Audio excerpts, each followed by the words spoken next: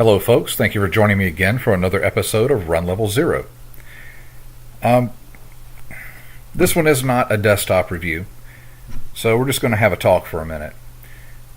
As you know, I've been away, or may not know, I've been away for a while. I was on let's call it a hiatus, for about 6 months there. Honestly, I could have come back 6 weeks, maybe 2 months ago, but I just got lazy.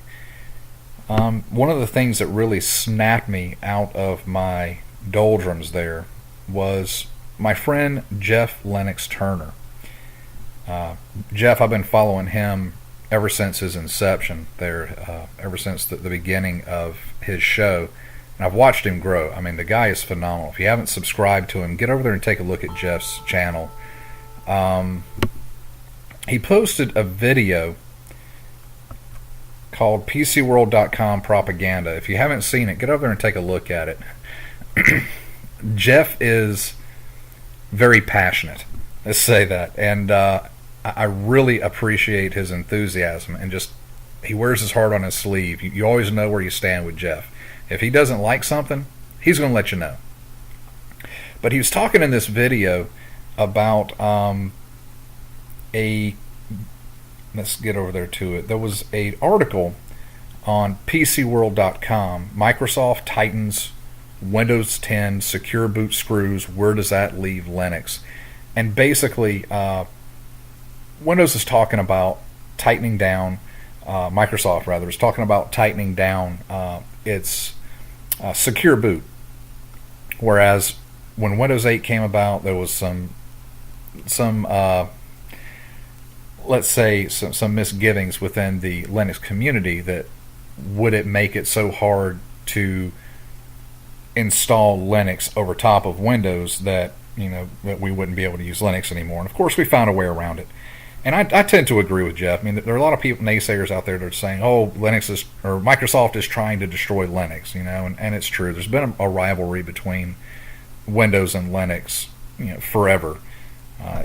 If Windows could, I'm sure that they would probably get rid of Linux altogether. But I do agree with Jeff. Windows is such a big operating system. They have such a strong foothold in the world that I really don't see them, sitting in a back room rubbing their hands together, discussing, how can we kill those open source people? I think that's just bunk, personally.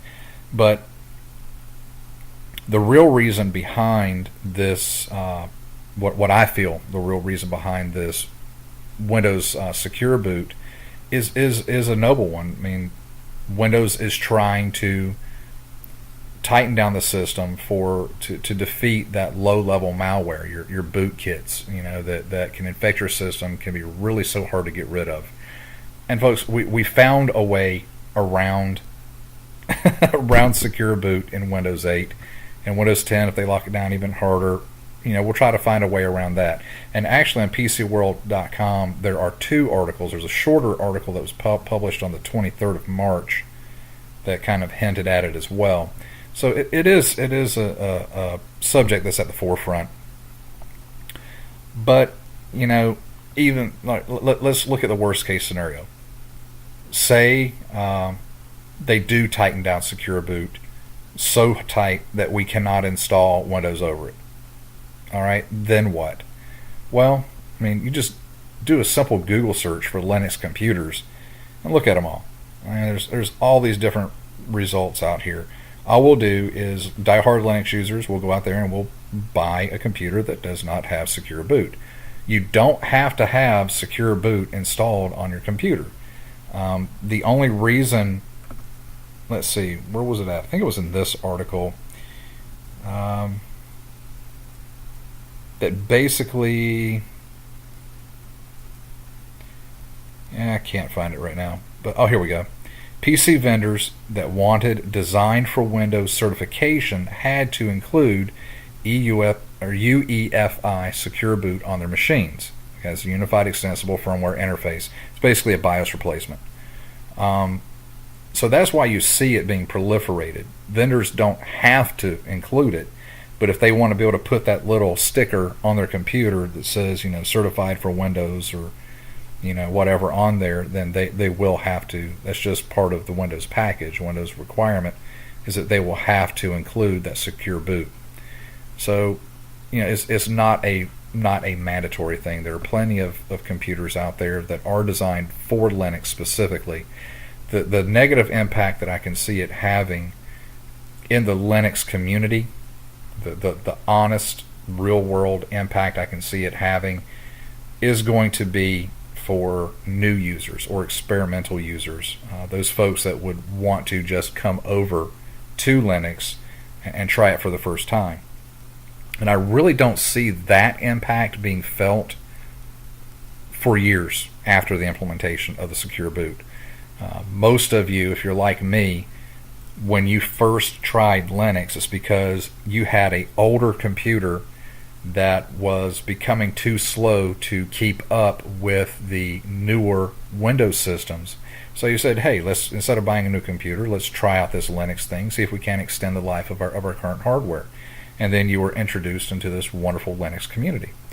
So if that's the case, I could see most users that experiment with Linux, they will still have computers for years to come, for the next 5, even 10 years, that will not have this new implementation of secure boot. So they'll still be able to try Linux, and hopefully by that time we'll have had enough time to find a way around it. So yeah, I'm not overly worried about this at all, and I do not see a big conspiracy, by Windows or anything. I think they're just trying to make the most secure system that they can, trying to overcome that malware. So let me know what you think. Please leave your questions, comments in the section below. Don't forget to like, subscribe, and share. Go over and check out Jeff. Subscribe to his channel. But as always, people, keep it friendly, keep the gloves on, and let's just have an open, honest discussion, but a polite one. Well, thank you for joining me, and I hope to be with you soon for another video.